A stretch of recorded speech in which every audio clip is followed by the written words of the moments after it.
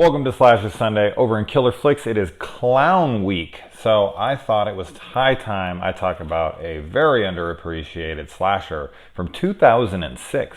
We don't get a lot of slasher movies in the mid-2000s, in the 2000s pretty much at all. But that is Thru right here. Yeah, this is a good 4-pack actually. I do like all of these movies. So I think I got this for like $10 or less, but we're going to be talking about Thru. Creep's good, Tamara's good, Boy Eats Girl's pretty good. It's a good pack.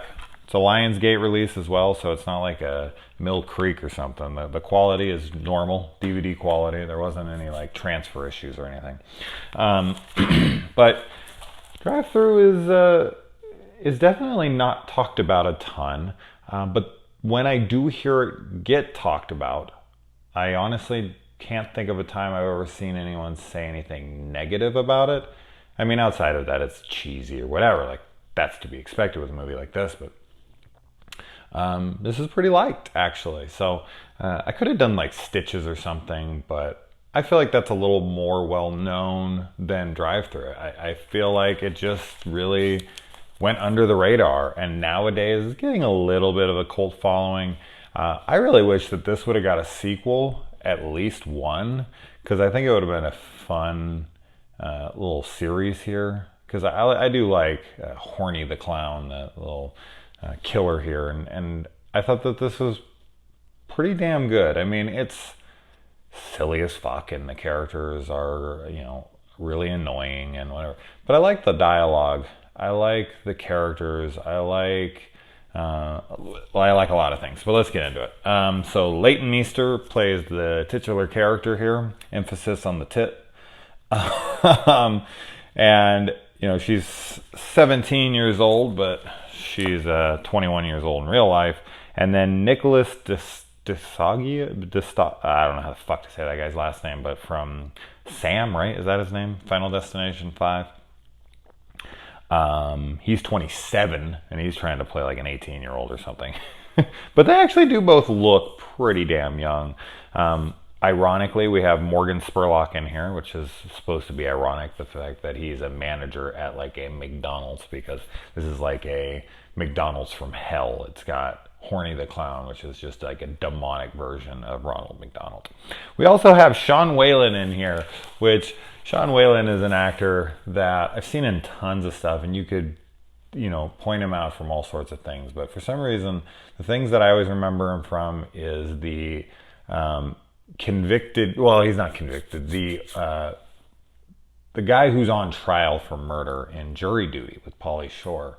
But I think what I always think of him first in when I see him, besides Jury Duty, I don't know, they kind of go back and forth, is that damn Got Milk commercial with the two guys that are shooting at each other. I can't remember their names right now.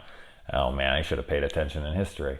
But he has the bullet and he has the guns and he's like this huge collector. Anybody remember this commercial? And he like takes a bite of like a peanut butter sandwich or something, and he has to call. It's like a prize on the radio, and if he says who shot who, like he'll win whatever. And he's like, "Roar, roar, roar," and they're like, "What?" And he's like trying to drink milk. Those damn Got Milk commercials back in the day. That was him. Anyways, at least I remember it being him. It'd be funny if I watched it today and I was like, oh my God, that's not even him. But I'm like 99.9% sure. All right, so this movie starts off with characters you want to die instantaneously, which is kind of a good way to start one of these.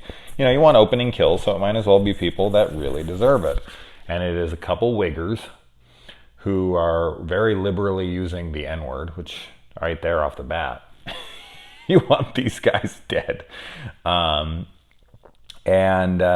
they go up to the drive-thru, and the voice is coming back, and it's saying all this crazy shit to them, and then like they're like, "What the fuck did you say?" And then they're saying like basically what they said, like so how exactly how it sounded, but a different version of it that isn't messed up. I thought that was really funny.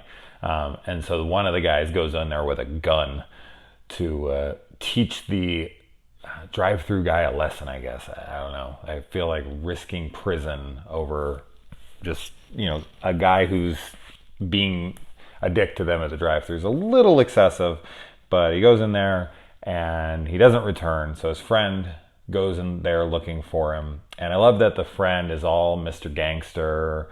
And then when he is being attacked by Horny, he like reverts right back to like, you know, a normal white kid. He has no like gangster accent or anything. He's just like, no, please don't kill me, sir. Like my dad's rich. He has money. That's so funny because there's so many kids I went to high school with who were like ghetto and gangster. And it's like, dude, you drive a fucking BMW to school. Your dad, you know, owns half this town. Like, get the fuck out of here. What do you know about being ghetto? So I can relate heavily to something like that. I love, there's a lot of great kills in this. And one of the first, and that's what, I mean, we've talked about this. I've talked about this, should I say, in the past, how these movies, there's certain things that we really absolutely need. And gore, great, like, it doesn't even need gore as much as it needs clever kills. I would prefer both, of course. I really would prefer both. But clever, interesting, unique kills that you don't see all the time. And this movie has a good amount of them. And they're pretty well done, and there's some good gore. And Horny the Clown is definitely memorable. But the first one is his friend has his face in the fryer, and he pulls the friend's face off, and the face is all like melted, and then he like touches the fry, or I can't remember if he touches it. I think he does, and the face fully comes off, like, you know, like skin off of a freaking you know, whatever the hell you put in the fryer. I just thought that was great. That kill looked fantastic. It was such a great way to set this up. We don't see his death, unfortunately. Like, he puts it up, and you know, he says something like, "Employee of the month's gonna fuck you up," or something like that. So there's a lot of good one-liners as well, like fast food will kill you and stuff. And then we move on to our Josie and the Pussycats audition tape here. Leighton Meester's band. Song's not bad. It plays throughout. I mean, if you're going to have an opening credits, I mean, show hot chicks singing a decent song. Why not? And then her boyfriend wants to fuck her, and she's like, wait till I'm 18 on Friday. Whew, man, that's some tough shit, being a kid again. And let's see. Yeah, I mean, most of the kids in this are very annoying, but unfortunately, they're like typical teens, and their dialogue's all pretty funny. I mean, there's a lot of great lines in this. Like when they're all leaving the house after they play with the Ouija board, and the stoner friend picks up the phone, and the buddy's like, "Hey, you calling some, you know, late night booty call or something?" He's like, "Yeah, this bitch is a sure thing." And then like the girl behind him's phone rings, and she's like, "Fuck off!" Like, I don't know. There's a lot of really fun little moments like that throughout the film, so I definitely dug that. You have to take everything in this movie very, you know, it's very silly. Like, you can't take anything seriously, because I mean, the Ouija board becomes possessed and it writes out a license plate number. I don't know how that license plate is up on the wall and then on the friend's car, because it was exactly the same numbers up on the wall as it was. I don't know, whatever. That doesn't make any sense, but maybe it just turned that way. Who knows? And then later too, she gets a magic 8-ball, and the magic 8-ball is like talking to her and whatnot. And none of them seem all that fazed about it. I mean, they even refer to the incident as a coincidence. Well, maybe it was just a coincidence. It was a coincidence that the Ouija board started moving on its own and gave you the exact numbers of the license plate of the kids from your school who were murdered that night. A coincidence. Oh my God, yeah. And then she calls her friend after the magic 8-ball and is like, "Man, I must be losing it," or something. It's like, you must be losing it? I'm pretty sure that's like the best evidence ever that there is something else beyond death or paranormal or whatever. I mean, no one has stories that good. So, and then we get a head in the microwave. Her friend's head is popped up through the microwave, like almost Saw style, and then it fucking turns it on, and her friend's face starts melting and then explodes inside the thing. It's a little like CGI stuff in the eyes, and it like bursts. So that isn't excellent at the very end. The explosion could have been better, but besides that, I mean, what a nasty kill. Very reminds me of the Last House on the Left remake, right? That last final shot of the movie, which is fucking insane. From my memory, it's the only thing I liked about that movie. I've never been a big Last House on the Left fan, either version. Yeah, blow me. I know. It's crazy. I'll give him a chance again one day. Maybe I'll like him more this time around. The commercials that they have on TV for Helleburger is pretty good. One is super inappropriate and would never play on regular TV in a million years, but it was pretty damn funny. Girls are like taking their tops off and like faces coming over them. You know what I mean. So some of that stuff is really funny. I love that the horny dog is like a doll with a fucking hot dog right here for the penis on the doll. When they give it to you, it comes in a holder and it looks like the doll's dick. Yeah, right.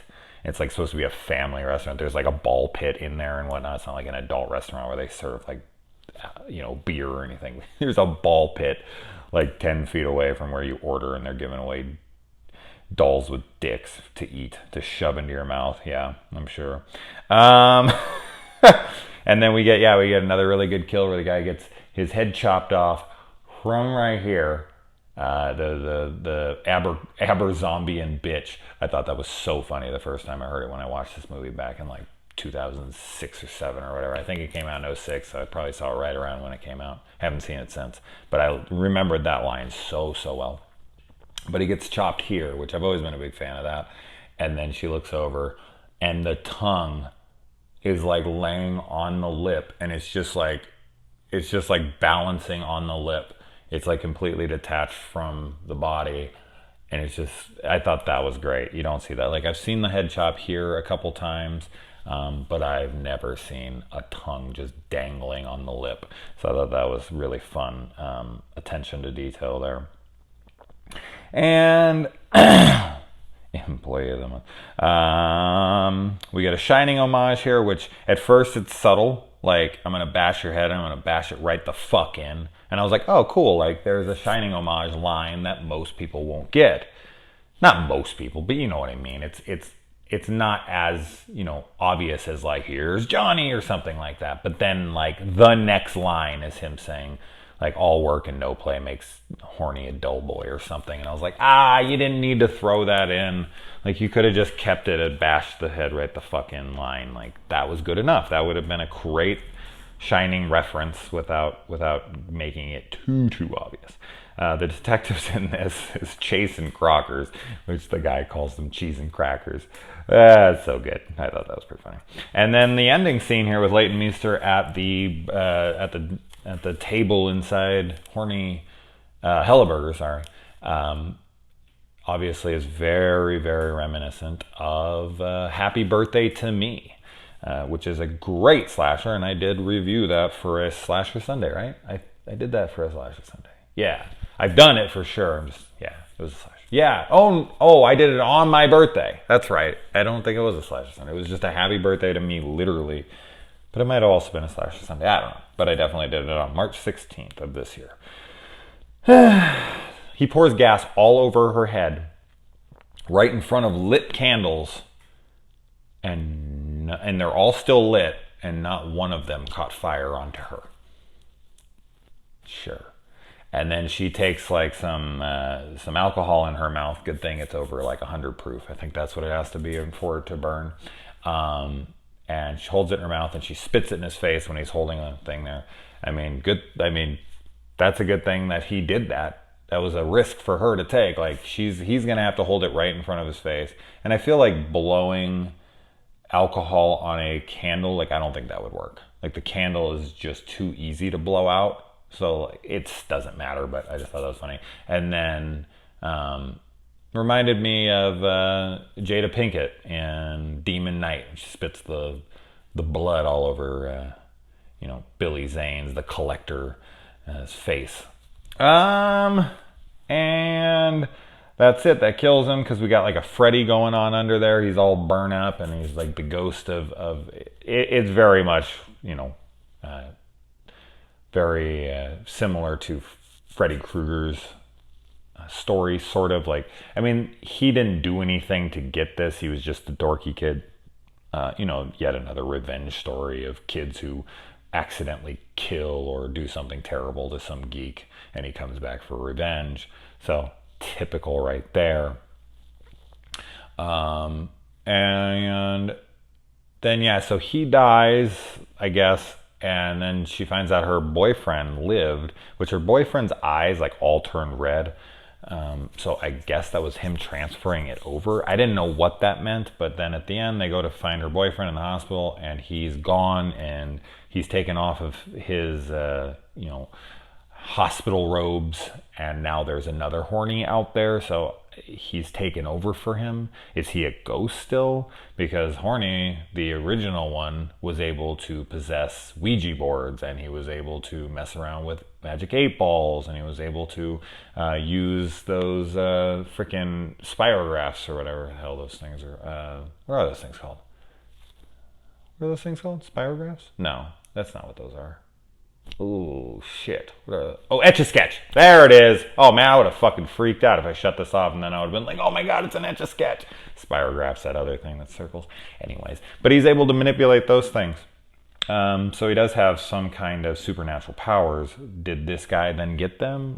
And that's who would be the killer in the second one? And what would be his motives? I mean, he just took over his body, right? That's what I'm to believe here. Took over his body, so now he's possessing him. So he also has the ability to possess a human. Yeah, I think that's it. It's a fun movie. If you guys haven't seen it, I definitely would check it out. There's other packs. I think you can get it on Blu-ray now, but this is a good pack. If you see this for cheap, Creep's really good.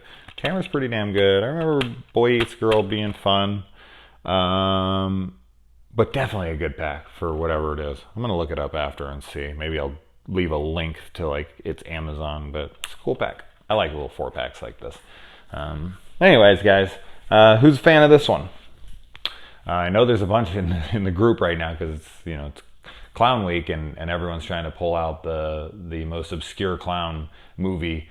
Ray Robinson, as usual, is on a fucking tirade, dude. He's got Sick and he's got freaking every Dead Clowns and every low budget, clown film I've ever seen in my life, and then some I haven't seen.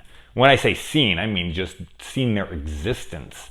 I don't even mean actually seen them. Jesus Christ, man, that guy is a maniac. He needs his own damn channel. Although he wouldn't be able to watch as many because he'd spend 18 minutes talking about this shit straight, and that takes time away from watching fucking, Dead Clowns or whatever. So, anyways, guys, all right.